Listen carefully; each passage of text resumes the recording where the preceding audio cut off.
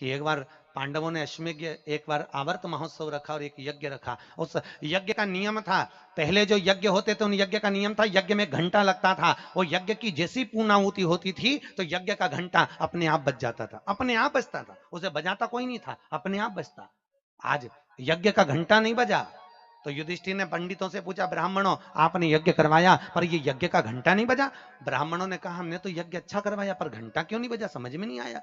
तब इतने में ब्राह्मणों में से एक ब्राह्मण यज्ञाचार्य ने कहा, मुझे लगता है यज्ञ दो तरह का होता है, एक यज्ञ जो अग्नि में सांकल्य दी जाती है तो अग्नि देवता प्रसन्न होते हैं, और दूसरा यज्ञ वो कि भंडारा किया जाए और लोगों के मुंह में भोजन दिया जाए, वो यज्ञ भी प्रबल होता है। महाराज हमको लगता है यहां दोनों यज्ञ हुए, एक यज्ञ आहुतियों का, एक यज्ञ भंडारे का। मुझे लगता है भंडारे में कोई भूखा रह गया है, कोई भूखा है। अब वो भूखे व्यक्ति को ढूंढो। पांडव गए और पांडव जाकर जरा पता करो कि भूखा कौन है अपने नगर में, यज्ञ का घंटा बजेगा।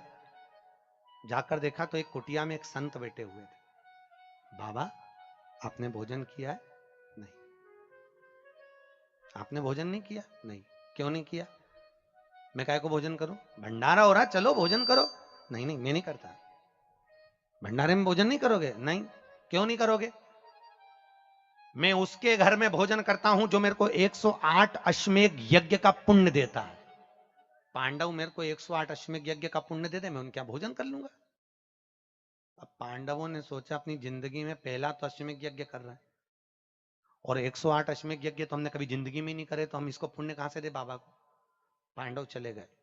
द्रौपदी ने पूछा कोई मिला? हाँ एक संत मिला है, पर 108 अश्वमेध यज्ञ का पुण्य मांग रहा है। द्रौपदी ने कहा चलो मैं लेके आती हूं उस बाबा को। द्रौपदी गई, रथ लाया गया। द्रौपदी ने कहा रथ में बैठकर नहीं जाऊंगी, पैदल जाऊंगी। चप्पल लाई, द्रौपदी ने कहा नग्न पैर से जाऊंगी।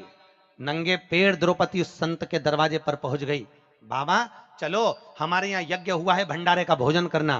बाबा कहते हैं द्रौपदी तुझे मालूम नहीं, मुझे 108 अश्वमेध यज्ञ का पुण्य दे दे, मैं तेरे यहाँ भोजन कर लूंगा। द्रौपदी ने कहा लो बाबा संकल्प छोड़ती हूं और 108 अश्वमेध यज्ञ का पुण्य तुमको देती हूं।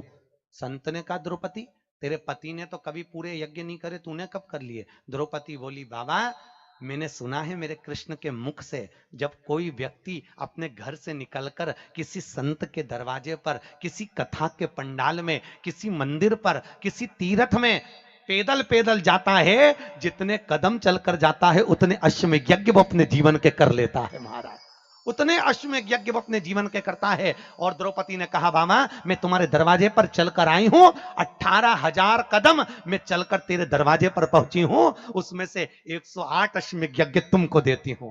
संत उठकर खड़ा हो गया, द्रौपदी के यहां गया, भोजन करा तो यज्ञ का घंटा बज गया महाराज, यज्ञ का घंटा बजा।